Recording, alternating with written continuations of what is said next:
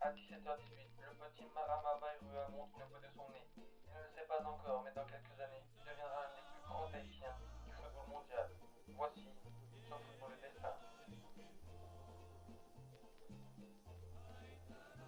Après avoir usé son ballon sur les plages de sable fin de Papeete, il rejoint le club dirigé par son grand-père, le Central Sport de Tahiti. Puis, il signe à l'AS Pirae, où il est entraîné par son père, Bernard Vairua. Après 2 passages remarqués en métropole, en Coupe de France et avec la sélection des moins de 17 ans de Tahiti, il est invité par Giroud pour un stage. On voit alors un destin tout tracé à la manière de son nom, Pascal Vairua, fidèle ailier gauche de la GOCR et de l'équipe de France.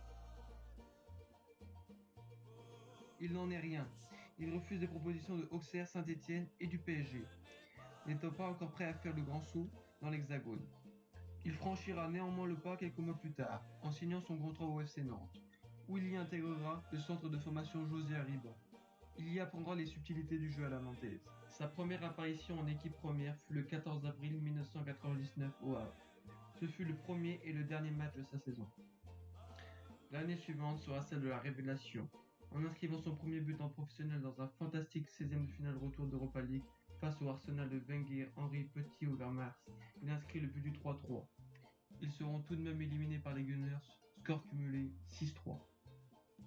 La même année, lors de la dernière journée du championnat, il sauve le FC Nantes d'une relégation, en inscrivant son premier but en Ligue 1 et le seul but de la rencontre, dans un match tendu au Havre. Il remporte aussi son premier trophée majeur, en soulevant la Coupe de France et en éliminant le Petit Poucet Calais en finale, victoire 2-1 des Nantais, dans un match où Marama Vairua ne participera malheureusement pas. 2000-2001 sera l'année de la concrétisation pour Tahiti Gol. Surnommé ainsi par les supporters jaunes et verts, il reste remplaçant mais il est un joker de luxe, réalisant la meilleure saison comptable de sa carrière, 15 buts en 28 matchs. Les Canaries jouent sur tous les tableaux, demi-finalistes de Coupe de France, demi-finalistes de Coupe de la Ligue, éliminés en huitième de finale en réalisant une belle copie face au FC Porto de Deco, défaite 4-3 score cumulé.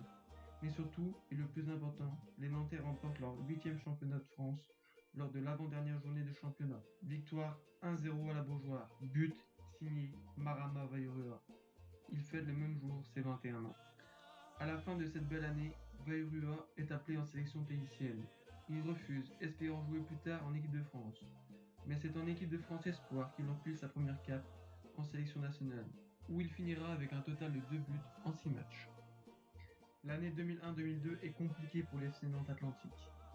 Ils vont passer de gloire à désespoir en 6 mois, en perdant des joueurs très importants, comme par exemple Monterrubio qui s'en va chez le rival rennais, ou Eric Carrière qui file à Lyon où il remporte le titre la même année. Reynald Denouet, entraîneur et vainqueur du titre l'année précédente, est licencié à la mi-décembre.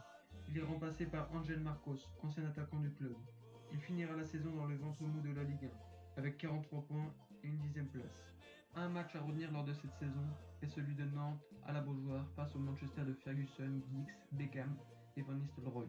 Match nul 1-1, passe de Tahiti Gol pour Donovan. Les Canaries seront éliminés de la Ligue des Champions lors de la deuxième phase de course. Marama Vairua terminera la saison meilleur buteur avec 7 buts. Le championnat 2002-2003 n'est guère plus enthousiaste. Malgré l'achat record pour le club nantais à l'époque de Aziz Makoukoula pour 6 millions d'euros, le joueur qui fut un véritable flop avec 18 matchs et un but n'arrivera pas à aider Nantes à faire mieux qu'une 9e place en championnat. A noter la super performance de Michael Landreau face à Ronaldinho en 16e de finale de la Coupe de la Ligue. Victoire 3-2 des Nantais. Marama Vairua termine pour la deuxième fois consécutive meilleur buteur du club avec 7 buts en championnat. Pour finir, Angel Marcos est licencié en fin de championnat et est remplacé par Loïc Amis, entraîneur de l'équipe réserve. La dernière saison à Nantes pour Tahiti Gol sera l'année 2003-2004. Nantes terminera 6ème, Vairua marquera 10 buts. Il aurait pu ramener avec lui dans ses bagages un dernier trophée, celui de la Coupe de la Ligue, si son coéquipier Michael Landreau aurait préféré un plat du pied plutôt qu'une panenka en finale face à Sochaux. Défaite des Nantais 5-4 au tir au but. Le 13 juillet 2004, Marama prend ses affaires et s'en va pagayer du côté de la Côte d'Azur, à Nice. Montant du transfert 500 000 euros. Marama s'intègre parfaitement bien dans son nouvel effectif. Pour sa première saison, il est titulaire et marque 11 buts en 38 matchs. Il participe à l'un des matchs les plus fous de la décennie de l'OGC Nice. Les Aiglons, menés 3-0 à l'heure de jeu face à Monaco dans le derby de la Côte d'Azur, vont revenir à 3-3 grâce à un coup du chapeau de Victor Egali en 8 minutes. Marama renverse la vapeur en fin de match, inscrivant le 4e but synonyme de victoire. Score final 4-3 pour Nice au Stade Louis II. Lors de ses 2 dernières saisons à Nice, Marama est repositionné par le successeur de Gernot Rohr, Frédéric Antonetti, qui le repositionne en tant que numéro 10. Son plus grand regret en tant que meneur de jeu à l'OGC Nice fut sans aucun doute la finale perdue en Coupe de la Ligue face à Nancy. Mené 1-0 à la mi-temps, but de Zerka, Marama égalise d'un splendide but au retour des vestiaires. Cela ne suffira pas. Nancy, pourtant réduit à 10 à l'heure de jeu après l'exclusion de Sébastien Pugronu, les Aiglons vont s'incliner après le but de Kim face à Loris quelques minutes plus tard. Score final 2-1. Nice ne pourra que s'en mordre les doigts. À l'âge de 27 ans, l'homme à la pagaie s'envole sur la côte ouest et rejoint le FC Lorient de Christian Gourcuff. Chez les Tangos, Marama est à l'origine de la plus belle saison de Lorient dans l'élite. Il forme une doublette de choc avec Kevin Gamero dans le 4-4-2 du tacticien Gourcuff. Il finit la saison 2009-2010 avec 8 buts et 10 passes décisives, ce qui l'amène à la 2e place du podium des meilleurs passeurs de Ligue 1, et qui propulse son coéquipier Kevin Gamero à la 2e place des meilleurs buteurs. Résultat, c'est la saison de tous les records pour le FC Lorient. Meilleur classement général avec une 7e place et 58 points. Meilleure attaque avec 54 buts marqués et la plus large victoire 5-0 face à Bologne. En 3 saisons au FC Lorient, il inscrira 24 buts et délivrera une vingtaine de passes décisives en 96 matchs. Clap de fin pour le Tahitien chez les Merlus. Il s'en va à l'AS Nancy. Son adaptation est difficile, pour cause un jeu défensif loin de ses standards. Il réalise néanmoins une bonne saison en Lorraine avec 25 matchs et 5 buts. Il est prêté la saison suivante à l'AS Monaco, fraîchement relégué en Ligue 2. Il y rejoint Subasic, Ludovic Joly et Valère Germain. Titulaire jusqu'à la mi-saison, il perd sa place après le mercato hivernal. Dans ce même temps, le club est racheté par le richissime russe Dimitri Ribolovlev. Tahiti Gol tirera sa révérence sur le foot français de la meilleure des manières, avec un magnifique dernier but, contrôle orienté, frappe en volée, qui termine sa course sous la barre du Bumanceau. Un dernier coup de pagaie, et puis s'en va. Il s'en va paragrapher un dernier contrat professionnel en Grèce, dans le club de Pantratrikos. 30 matchs et 5 buts plus tard, il est de retour pour une dernière surprise. Il participe à la Coupe des Confédérations avec l'équipe nationale de Tahiti au Brésil. Résultat, 3 matchs, 3 défaites, mais une passe décisive pour Marama.